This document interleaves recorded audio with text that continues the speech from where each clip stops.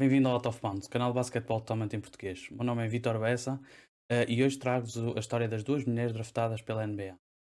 Já sabes, se gostas deste tipo de conteúdos, deixa like no canal e subscreve. Vamos a isso. Como vocês sabem, de há uns tempos para cá tenho ouvido a polémica de se existe ou não a possibilidade das mulheres jogarem na Liga de Basquetebol Americana.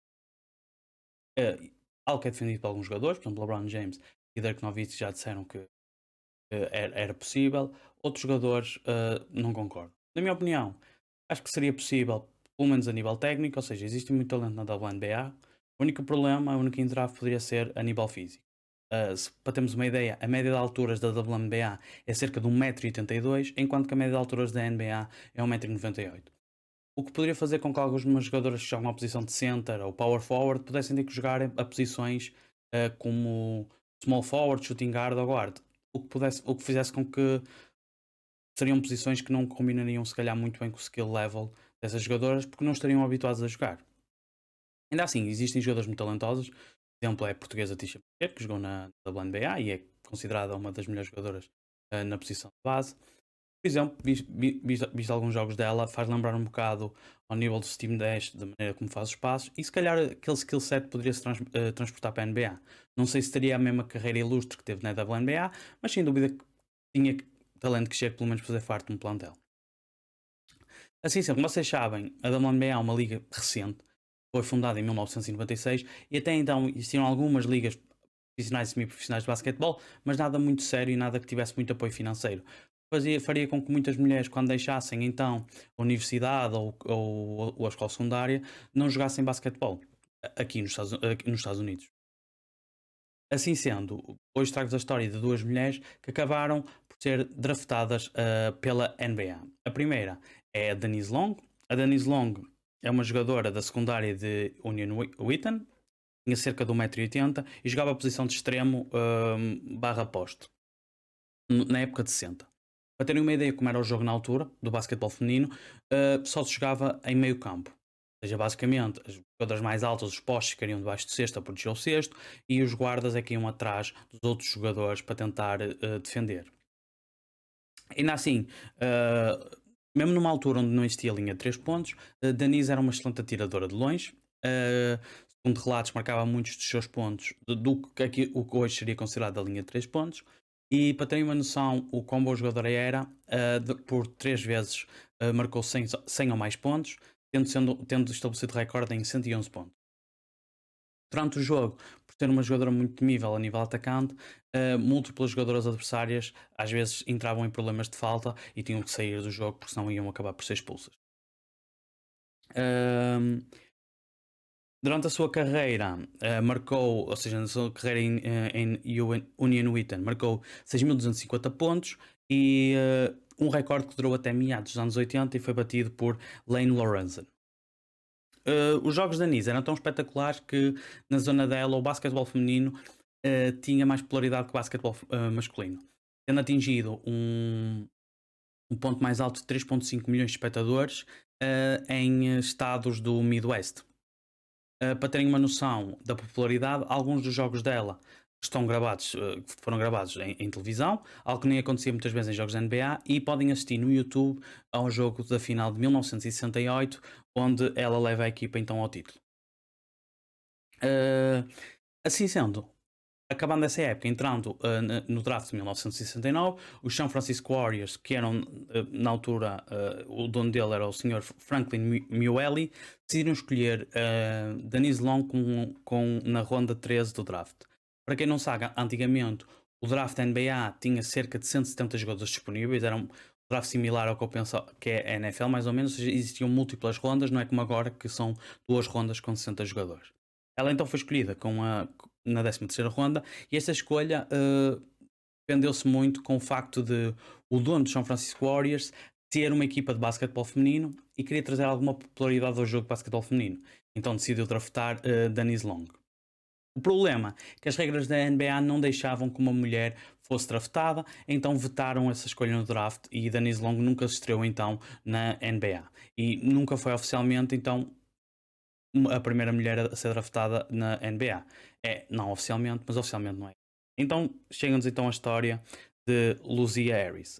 Entretanto, a regra da NBA mudou E então chegámos a Luzia Harris, uma jogadora com 1,91 m, que jogava a posição de center. Começou a sua jornada na Amanda Elsie, na escola de Amanda Elsie, no Mississippi. Vem de uma família de cerca de 11 filhos, onde os homens e uma irmã mais velha jogavam todos basquetebol, e então ela sentiu-se apaixonada pelo jogo e decidiu jogar basquetebol. Na sua equipa, ela era a única mulher de raça negra, o que fazia com que ela se sentisse assim um bocado incomodada, não por algum tipo de racismo, mas por ser diferente. Ainda assim, segundo Luzia, a treinadora dela era impecável e fazia com que toda a gente fosse aceita e que não houvesse problemas raciais, algo que não era muito comum até nos Estados Unidos naquela data. Durante os anos que esteve no secundário, ela foi 3 vezes MVP e no seu melhor jogo marcou 46 pontos e levou então a sua escola secundária ao campeonato estadual. Depois do secundário, decidiu juntar-se à Universidade de Delta State. Inicialmente ela tinha recebido a proposta de uma bolsa de estudo de outra universidade, mas essa universidade não tinha um programa de basquete feminino e ela acabou por se mudar para Delta State.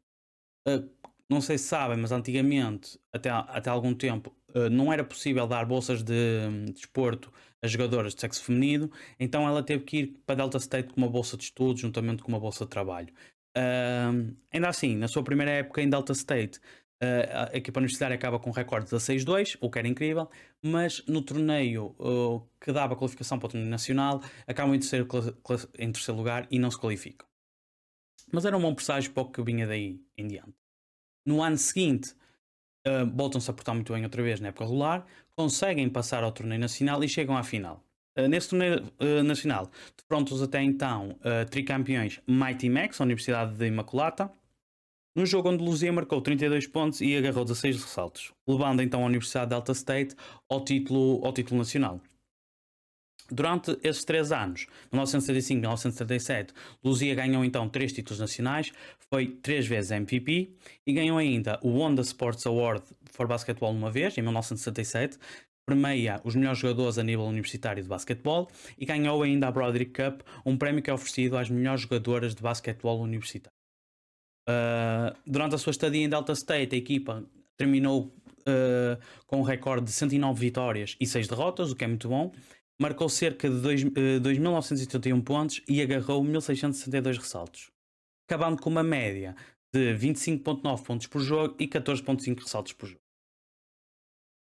Durante o seu tempo na universidade, ela ainda representou os Estados Unidos em várias ocasiões. Primeiro foi nos jogos no Campeonato do Mundo da FIBA, de 1975, onde os Estados Unidos acabaram com um recorde de 4-3 e terminaram em 8º lugar. Um bocado de desilusão. Nesse mesmo ano, representou os Estados Unidos nos Jogos Pan-Americanos e conseguiu trazer a medalha de ouro, algo que não acontecia desde 1963.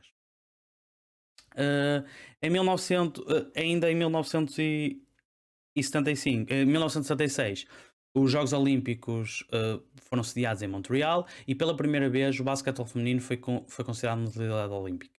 Luzia Harris fica assim na história do basquetebol feminino olímpico por ter sido a primeira mulher a marcar pontos nos Jogos Olímpicos. Nesses Jogos Olímpicos, os Estados Unidos ficaram em segundo lugar, receberam medalha de prata atrás da União Soviética e Luzia Harris marcou 15.7 pontos por jogo e agarrou 7 ressaltos por jogo. Depois da sua estadia na universidade, em 1967 forma-se então em Educação Física e foi escolhida então com a pick 137 do draft pelos New Orleans Jazz.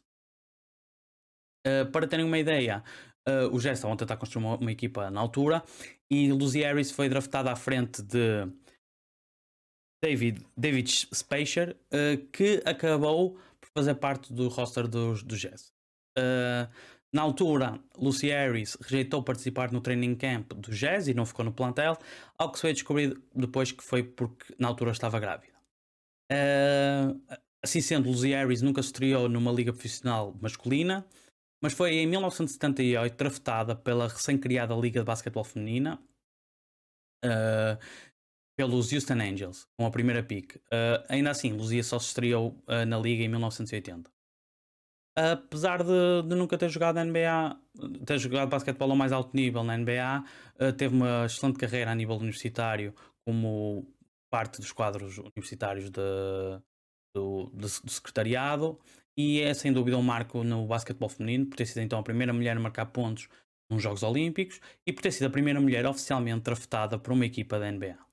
E pronto, é este o vídeo 2. Se gostaram, já sabem, deixem like, subscrevam e comentem qual foi para vocês destes dois casos o mais surpreendente. Muito obrigado.